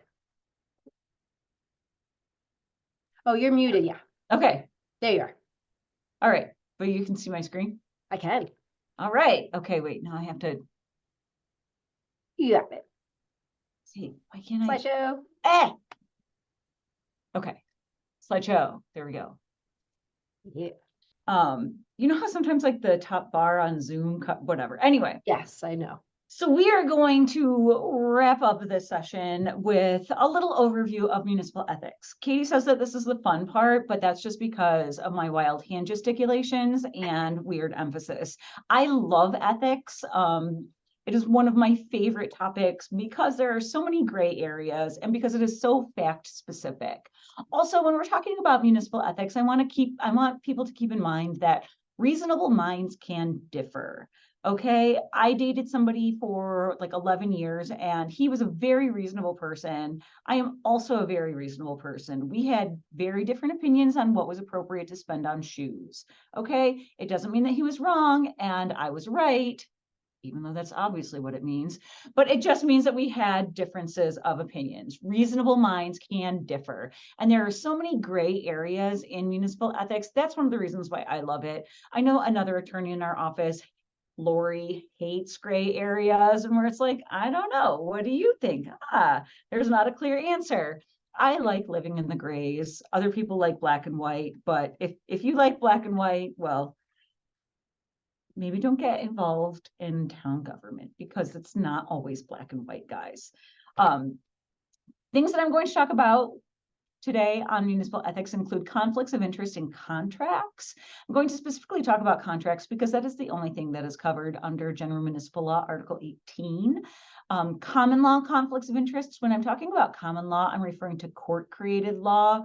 We in the United States have a legal system that is based on stare decisis. That is some stupid legal terms that just means that like we have case law create law. Continental European legal forms have like statutes on everything. We do not have statutes on everything. We allow the courts to create law. So instead of saying like town law section da da da da or general municipal law section 802, I might say under this case or under common law principles, and that's just referring to court created law that you have to follow the same as you would any sort of statutory law. Also going to cover dual office holding, when one person can hold two offices, and what are the rules on gifts? For a second, I thought I said, what are the rules on gifts? But no, what are the rules on gifts? Gifts. I have a much longer version of this presentation that is available on the members only website of AOT's website. So if you're interested in seeing that, it like getting more into the weeds on some of this stuff, go ahead. But today is just meant to be a very general overview. Most people don't get involved in local government because you want to screw over your residents and get something for yourself. You end up getting public officials, local officials get into trouble because you're not aware what the rules are, what these objective sources of rules are that define a behavior as right or appropriate. We all have our own internal moral compass. Some of us might be religious. Some of us, it's just we have our own rules of what we think are good and bad and how we should live our life. That's not what I'm talking about when I'm talking about municipal ethics. With municipal ethics, I'm talking about these objective rules, these objective sources of laws that define behavior as right and appropriate. These objective principles are found in General Municipal Law, Article 18. Spoiler alert, GML Article 18 is a crappy law. There are a lot of holes in it. It hasn't been substantively updated in, I want to say, since the 80s. There's just a lot of gaps that exist under GML Article 18, and hopefully you will see some of those gaps that exist. Common law, again, court-created law, is an attempt to fill in some of the holes that exist under GML Article 18. And again, you have to follow common law ethical rules the same as you would General Municipal Law Article 18. Every municipality is required to have a local ethics code. If you haven't taken a look at yours, dust it off, take a look. You are required to have that. Your local ethics code is also a really great opportunity to fill in the many gaps that exist in Article 18 and to clarify clarify what behavior is appropriate. Agency opinions, by that I mean opinions from the AG's office or from the controller's office. Unlike common law / court created law, agency opinions are just opinions. They do not have precedential value. You are not required to follow them, but they often serve as a great canary in the mine and indicate how a court might rule. They also serve as a great rational basis. So when you have that pain in the neck person who comes to your town board meeting and says, aha, the town is up to something nefarious, you are doing something shady, I do not believe that this is ethical, you can point to an agency opinion and say, hey, you know what, the controller's office took a look at this and they said that there was no conflict of interest here, there was no issue here. That's great that that's your opinion, that it shouldn't be that way, but I am discharging my responsibilities under the law. Local ethics boards. I really like local ethics boards because, as I mentioned from the get-go, reasonable minds can differ. And what's nice about local ethics boards is that you have a bunch of different people reaching one determination. So you have a meeting of the minds. Even among the 3 AOT attorneys who are based in Albany, we have discussions about ethics issues, and all of us might have different opinions. But if you're on your if you have a local ethics board, you have all of those minds coming up with one determination. I say that because also, first and foremost, I'm an attorney and I like to hedge everything. Also, it refers to ask other officials who are in the same position as you. If you're on the town board, ask what the other town board members think. Ask what maybe your board member in the next door town has had a similar issue, ask what they think. Talk to your town attorney. You can always call the Association of Towns or NICOM and ask, about the ethical implications of something. So yeah, those are just some other resources. The only ones that you absolutely have to follow, though, the objective principles are GML Article 18, common law, and your local ethics code. So starting off, evaluating conflicts of interest with contracts, and actually with any sort of conflict of interest question, I want you to always start with Article 18, GML Article 18. Always, always, always start there. If you think that there's an ethical issue, if you're concerned that there's a conflict of interest, take a look at GML Article 18. Why? Because if you have a conflict of interest under GML Article 18, you are not allowed to enter into the contract. Recusal is insufficient to cure a GML Article 18 conflict of interest. You will hear me say that over and over and over again, because it warrants being said multiple times. Recusal is insufficient to cure a conflict of interest under GML Article 18.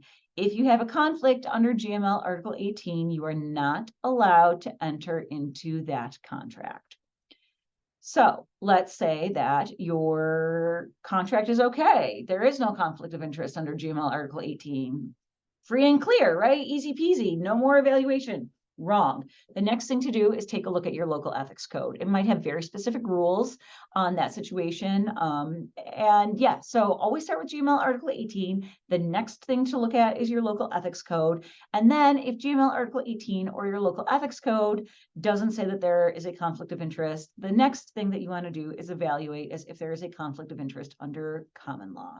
But as I said before, always start with GML Article 18.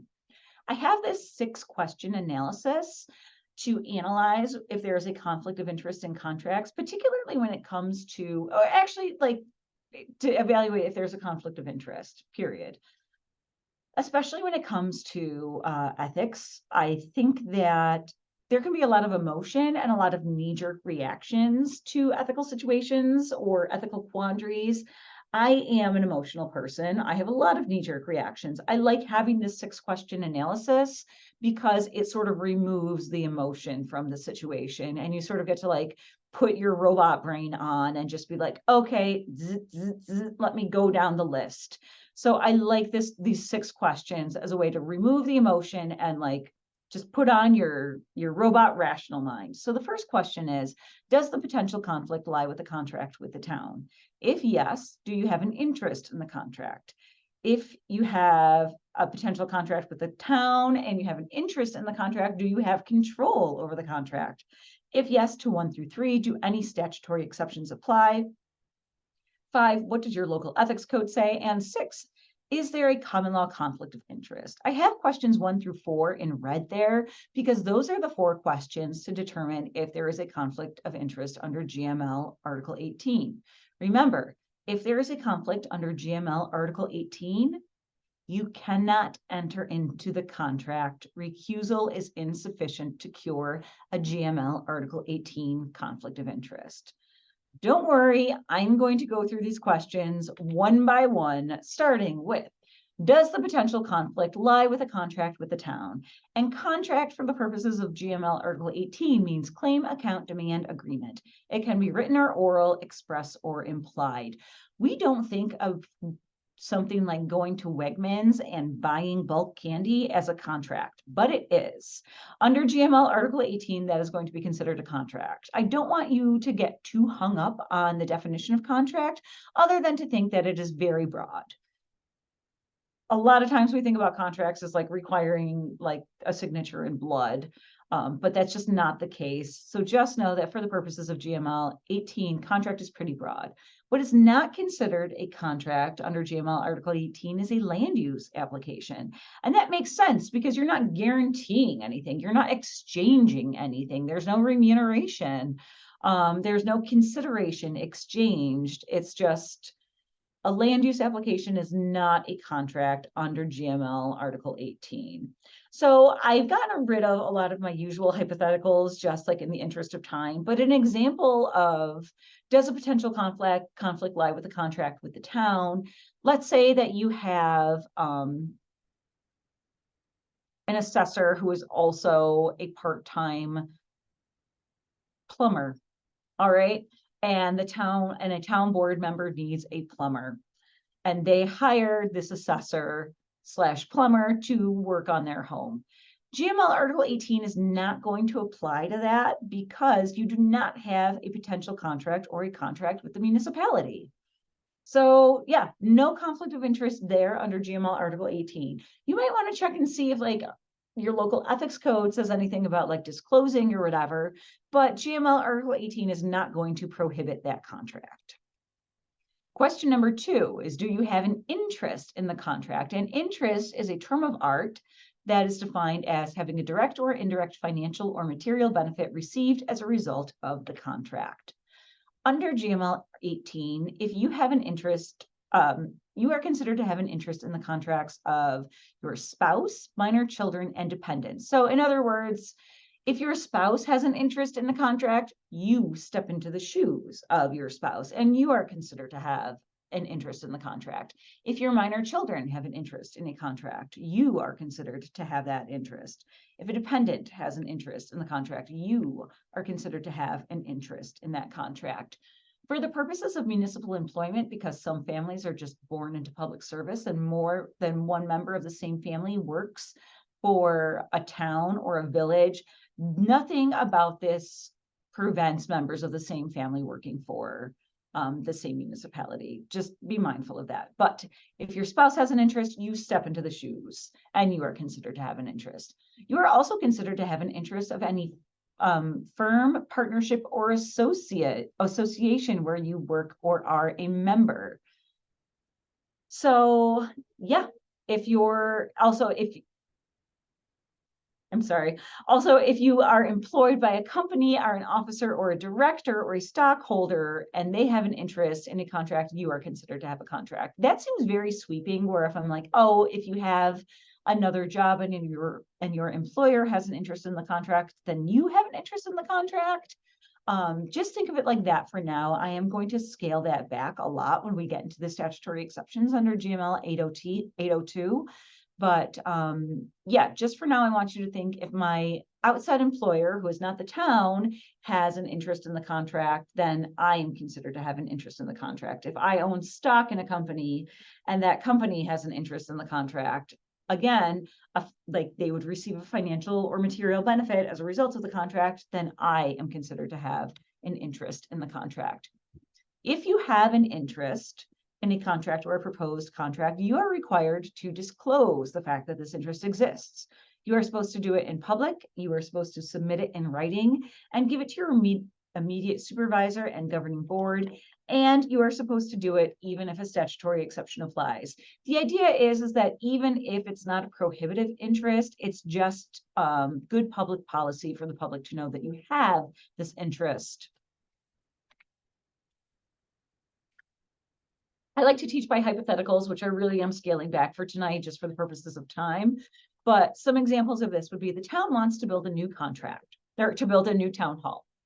Could the following contracts be covered by GML Article 18? A construction company owned by the supervisor. So what I want you to do in this situation is go back to question 1. Do you have a contract or a potential contract with the municipality? Yes, here you have a town that wants to enter into a contract with a construction company. So you've already reached the threshold for question number 1. Question number 2, does the supervisor have an interest in the contract? Interest, again, being a financial or material benefit derived as a result of the contract. Yes, obviously they do here. So yeah, GML Article 18 at this point is probably going to cover this contract. What about a construction company owned by the adult son of the supervisor? This is a trick question, okay? Because number 1, you have a contract or a potential contract with a municipality, so you've already reached that. But does the supervisor have an interest in this contract? Remember I said that you are considered to have an interest in a contract if your minor children have an interest in that contract. And here I specifically said an adult son. So a minor is under 18. Ethics are really fact specific. So could I imagine a situation where a supervisor would receive a financial or material benefit as a result of the contract being granted to the adult son? Sure. But let's say that it's like a normal adult child, like adult parent relation, child parent relationship, and the adult lives on their own. The kid lives on their own. There's no like financial ties here. That's not going to be covered by GML Article 18. And that just feels wrong, right? A lot of people are like, that feels like there should be a conflict of interest there.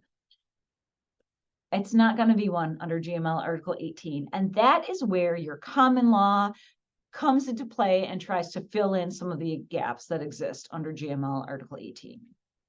Question number 3 is, do you have control over the contract? And control means that individually or as a board member, you have the authority to negotiate, draft, authorize, or approve a contract, authorize payment under a contract, audit bills or claims under the contract, or appoint somebody with any of those powers or duties. An example would be, let's say that the town clerk's husband was being looked at to create some art for a local celebration that's being put on by the town. The town clerk, is there a potential contract with the town? Question number 1, yes. Does the town clerk have an interest in the contract? Yes, town clerk steps into the shoes.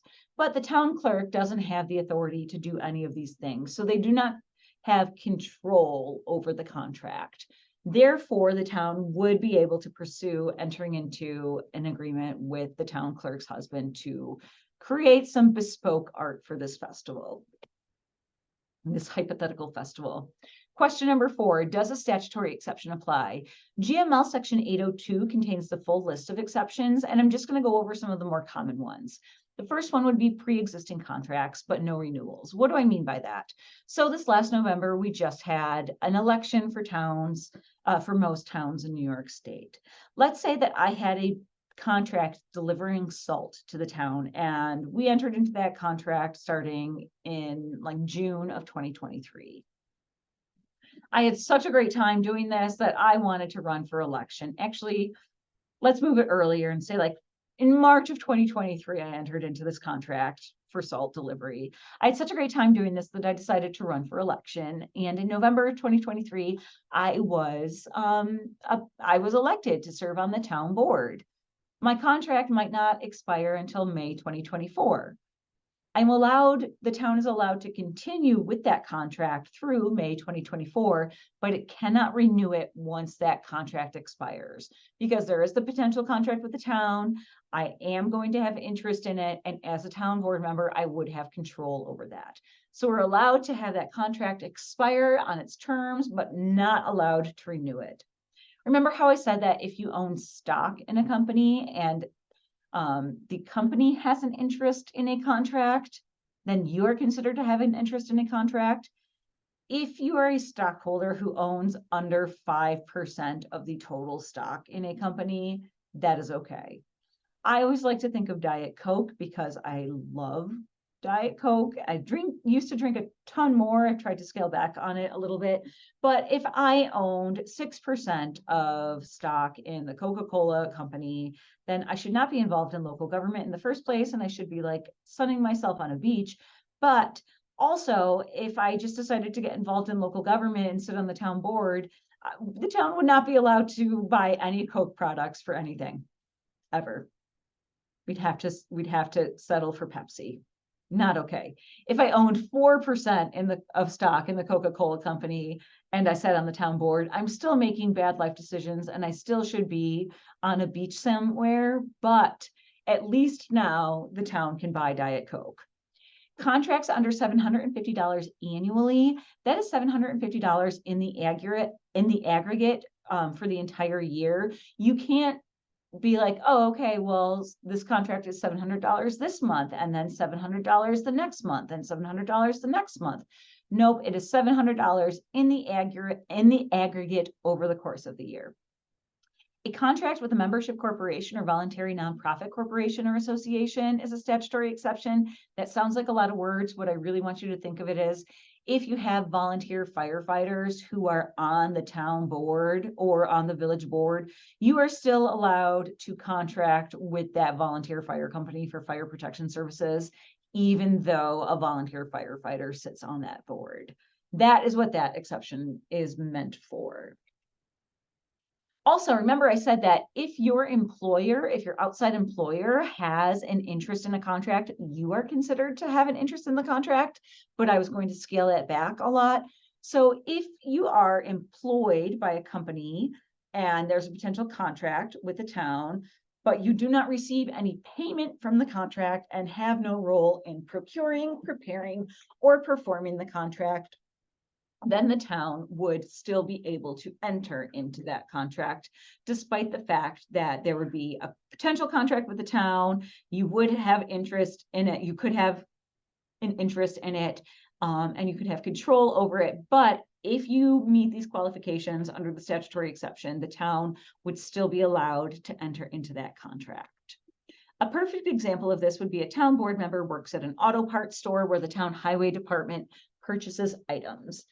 The duties as an employee do not include the procurement, preparation, or performance of any of the town orders. If you are paid a salary and do not receive any compensation related to the sales, to the town, then the statutory exception would apply and the town would be able to proceed purchasing highway department equipment from this town or from this store. Let's say, though, that this town board member who works at the auto parts store receives a bonus at the end of the year that is related to the overall sales. That is like a percentage of the overall sales. Then he's technically receiving compensation related to sales that are related to town sales. There's not what's referred to as a de minimis amount in GML Article 18. So let's say that their bonus is only like $2 more because of sales that take place to the town. GML Article 18 is a draconian mistress, all right? They're going to say, no, the town cannot enter into a contract with this business. Like, the town cannot purchase items from this business because the statutory exception is not going to apply here. If you find yourself in a situation like that, where it's such a small amount and you're like, it's going to cost way more money for the town to go elsewhere, I would recommend, like, just have the town board members say, hey, can we calculate what percentage of my bonus would be related to town sales? And then I'm just going to waive that. All right, like, hopefully a town board member would be willing to waive a $2 bonus just for the sake of the town and keep everything on the up and up. So if you have a municipal contract, if you have interest, if you have control over the contract, then you are considered to have a GML Article 18 conflict of interest, and you cannot enter into the contract unless one of the statutory exceptions applies. Again, recusal does not cure a GML Article 18 conflict of interest. Other things that do not cure a GML Article 18 conflict of interest are competitive bidding. Nope. Emergencies do not cure a GML Article 18 conflict of interest. And I love this example because I think it encapsulates a lot of the things that I talked about how public officials can get into trouble, even though they might have the best of intentions, if they just don't know what the rules are. I think we think of ethical violations as always having some sort of like really bad intentions, and that's just, we all know what the road to hell is paved with, guys. And I think that this example, which is a real world example, it's a phone call that I got several years ago, just really, really perfectly encapsulates this. So there was a supervisor who owned a flood service company, and there was this gigantic storm, and the town hall had started to flood. And if nothing were to be done, then the town hall was going to incur substantial damage. It just so happened that the town supervisor owned like this flood service company, and they were the only game around that were able to deal with this matter immediately. So the supervisor was like, great, I am saving the town like tens of thousands, if not like $100,000 just by coming and taking care of this flooding in an expedient manner. All right, awesome. Is this contract prohibited by GML Article 18? Question number 1. Do you have a contract or a potential contract with the town? Yes. I mean, the supervisor was providing services for the town in exchange for, he expected to get paid. So yes, you had a contract or a potential contract with the town. Question number 2, did the supervisor have an interest? Interest, again, being a financial or material benefit derived as a result of the contract. Yes. Question number 3, does the supervisor have control over the contract?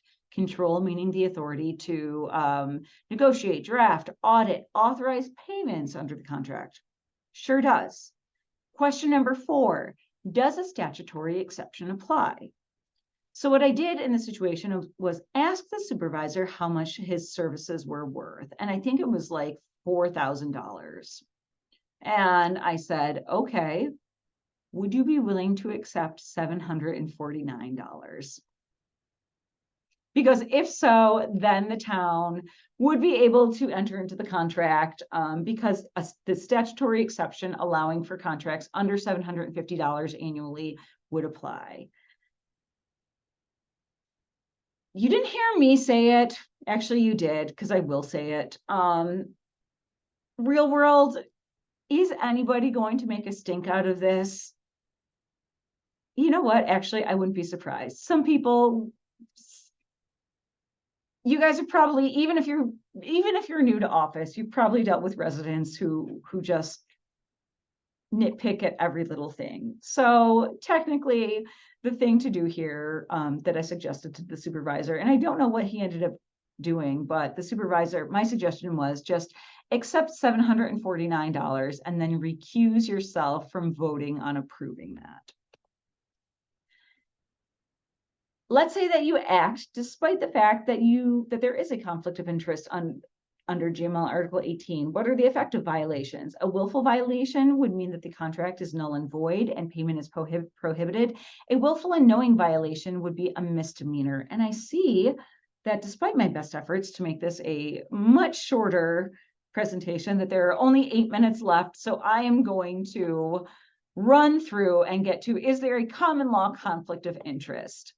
A common law conflict of interest comes from this case in 1979 that basically said, hey, if you have an appearance of a potential conflict, then you're not supposed to act.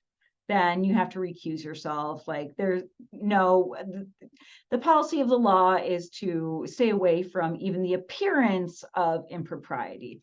As case law has developed over the years, I don't like to call it an appearance of impropriety standard. I like to call it a common law conflict of interest standard because I think it's gotten away from being concerned if there's an appearance of there being a conflict of interest and is really more focused on actually if there is a conflict of interest. And your common law conflict of interest standard applies to more than just contracts. It applies to all actions of public officials and employees. So I started this presentation by saying that land use applications were not contracts. However, the common law conflict of interest standard is going to apply to land use applications. I like this slide because it really demonstrates the extent of my artistic ability and technological skills. So you can see that GML Article 18 conflicts are just a small subset of overall conflicts. Remember, if you have a GML Article 18 conflict of interest, recusal does not cure that. You cannot enter into the contract.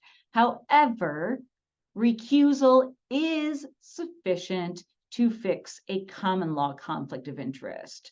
So if a contract is allowed, let's say like a statutory exception applies under GML Article 18 so that the town can enter into that contract, it still might be the case where an officer should recuse himself based on common law standards for if there is a conflict of interest. And how do you evaluate if there is a common law conflict of interest? I like to break it down into two questions. Is the interest personal, and is the interest substantial? Is the interest personal is really like, is it specific to you? Is it a personal, unique thing to you? It's not something that you share with the public generally or other members of the public generally. So, for example, if you are residing in a water improvement district, in a water district, you can still vote on raising and lowering rates in a water district, even if you live in it, because you share that interest with other people. Presumably, your water district is not going to be just your property. All right, there are going to be more than just your property within the district. Is the interest personal is really like, is it unique and very specific to you? Again, not something that you share with the public generally. Is the interest substantial is a much more difficult question to discern. And when you're dealing with dollars and cents, it's just like, is the amount of money so substantial that it is likely to impact your ability to act impartially and objectively? I'm not going to go over my favorite case of all time just because we are running out of time. I am very disappointed about that. Also, substantial is not always a quantifiable term. It's not always going to be dollars and cents. Substantial can relate to relationships. So I have an example here where the neighborhood planning board member applies for a special use permit. Whether there's a common law conflict of interest depends on the circumstances. Is the neighbor your very best friend who you talk to every single day? Or is your neighbor somebody who lives down the road that you generally just know exists? Another way to think of substantial is the interest more than speculative, and is it more than a de minimis interest? In general, courts are going to find there is a conflict of interest under common law standards if there is a financial or material benefit involved for a public officer or for one of their family members. When there's the appearance of a problem, but the court thinks that objectivity is possible, generally the court is not going to insist on recusal. Recusal is always going to have the functional equivalent of a nay vote. And recusal should mean removing yourself from the entire process, any sort of discussions that take place.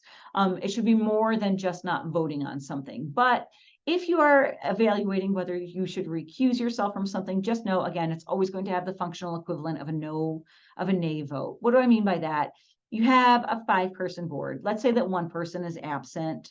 So you have 2 people vote yes, 1 person vote no, and then 1 person recuses himself and doesn't vote.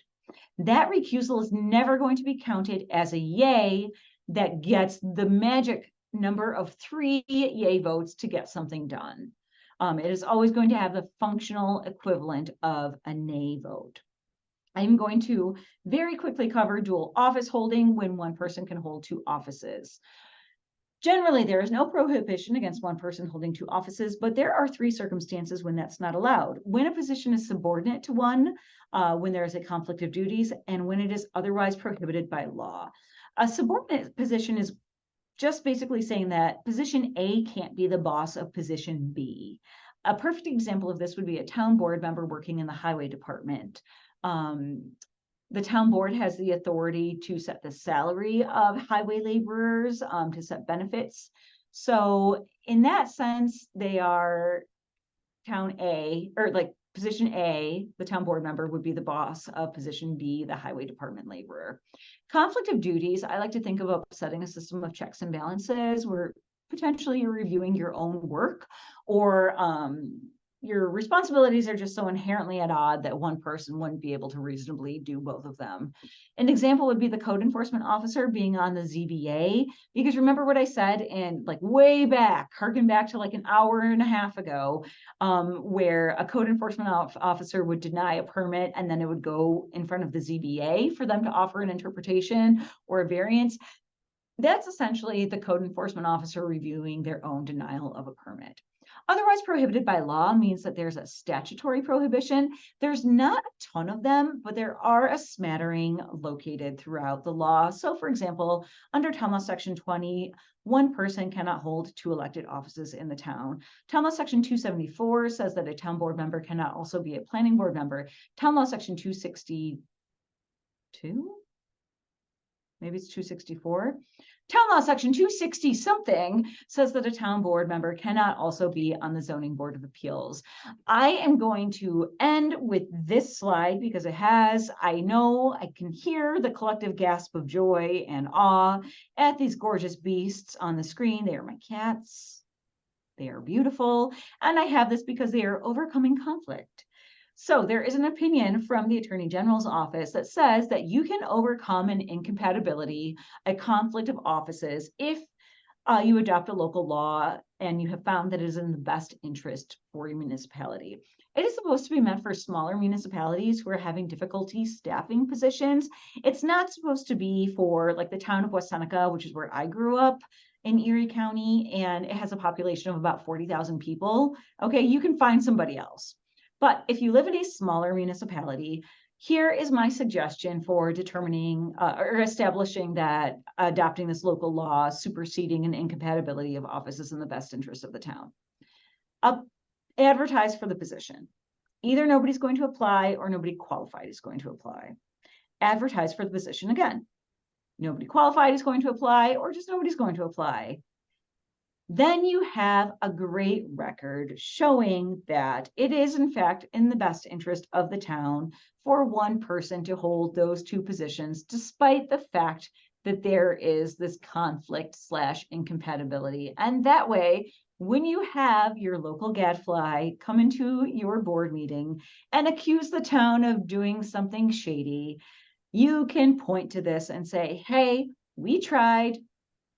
We have determined, this is why we've determined that it's in the best interest of the town. I guess actually, I am going to end on this. Don't accept bribes, guys. Don't do it. If a gift is over $75 and it looks like a bribe, don't accept it. If it's your good friend giving you a bottle of $80 wine, that's cool, okay? That's different than a developer who wants to do a project in the town being like, hey, let's just go out for lunch and a round of golf a few times. Don't take bribes. Don't take things that look like bribes. Yeah. And I am just going to end on this slide because I do love my cats so much. And that is a very brief overview of municipal ethics. And Katie, if you're okay with it, I think we can stick around for like 5-10 minutes if anybody has any questions. Yeah. I know it's been kind of like a long evening for you guys just listening to us. Long, arduous journey. But Great presentation, ladies. thank you. Yeah, and if you guys think of In a questions nutshell. later on, you can always email us. Oh yeah, I do. info@nytowns.org. And if you are a village official, you can reach out to NICOM. They're an equally wonderful resource.